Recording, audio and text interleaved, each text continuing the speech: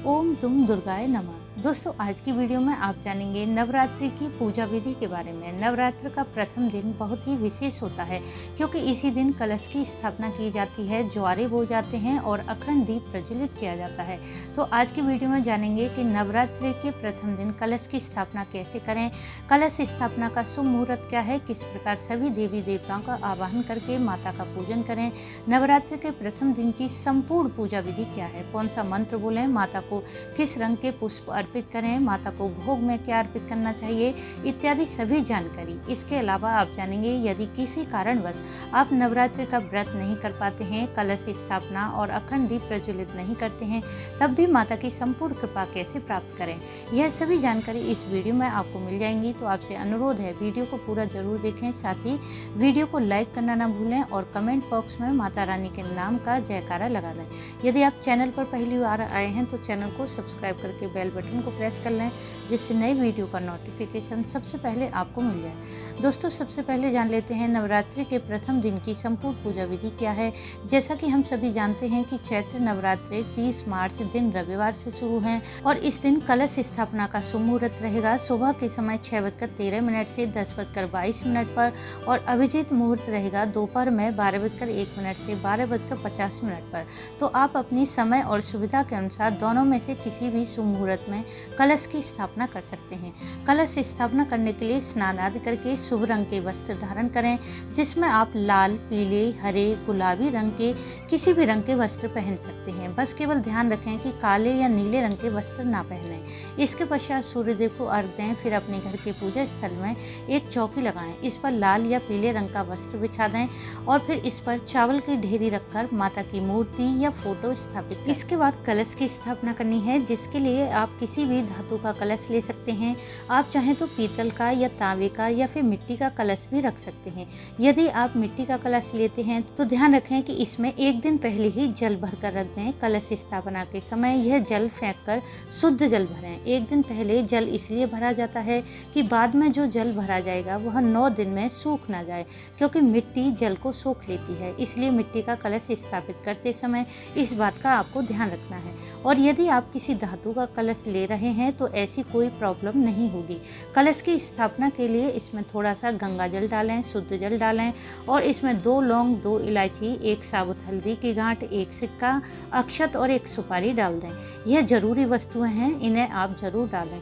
आप चाहें तो आप चौकी पर चावल से अष्टदल कमल बना सकते हैं या चावल की ढेरी भी रख सकते हैं। इसी ढेरी पर कलश को स्थापित कर दें। ध्यान रखें कलश माता के दाहिनी ओर स्थापित करें। इस कलश में आम या अशोक के 5, 7 या फिर 9 की संख्या में पत्ते लगा दें।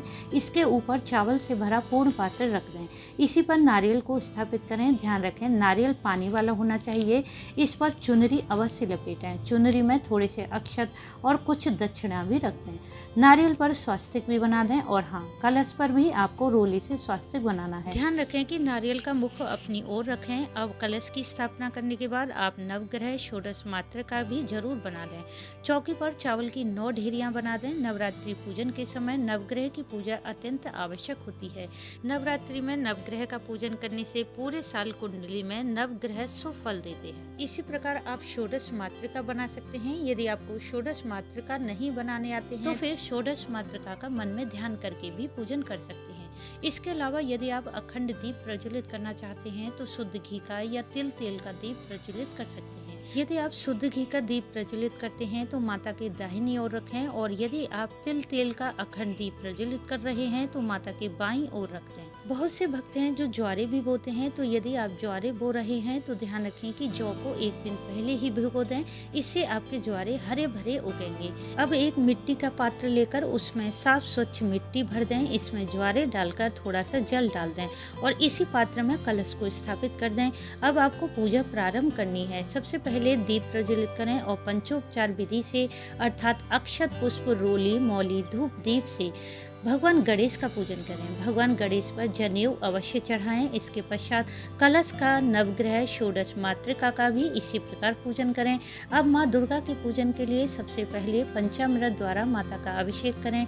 यदि माता की मूर्ति है तो स्नान कराएं और यदि फोटो है तो पंचामृत के छींटे लगाकर स्नान का भाव करके माता को स्नान करवाएं। फिर हाथ में अक्षत पुष्प लेकर सबसे पहले मंत्र बोलें। सर्व मंगल मांगल्ये शिवे सर्वार्थ साधिके शरण्ये त्र्यंबके गौरी नारायणी नमोस्तुते।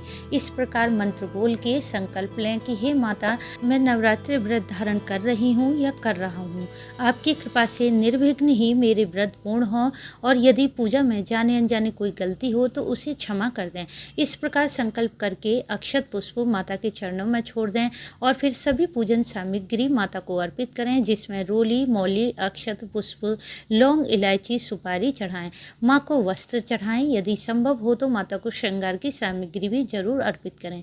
यदि प्रथम दिन श्रृंगार की सामग्री उपलब्ध ना हो तो नवरात्रि के किसी भी दिन माता को श्रृंगार की सामग्री अर्पित कर सकते हैं। ऐसा करने से स्त्रियों को अखंड सुख सौभाग्य की प्राप्ति होती है।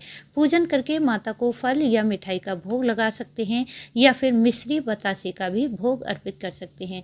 अपनी श्रद्धा सामर्थ्य के अनुसार भोग लगाने के बाद पान का बीड़ा मुख शुद्धि के लिए माता को अर्पित करना चाहिए। पान पर लौंग, इलायची, सुपारी रखकर माता को अर्पित कर दें। भोग के बाद माता को पान का बीड़ा जरूर अर्पित करना चाहिए। अब पूजा करते समय माता रानी के नवाड़ मंत्र का जाप कर सकते हैं। दुर्गा चालीसा, दुर्गा सप्तशती का पाठ कर सकते हैं।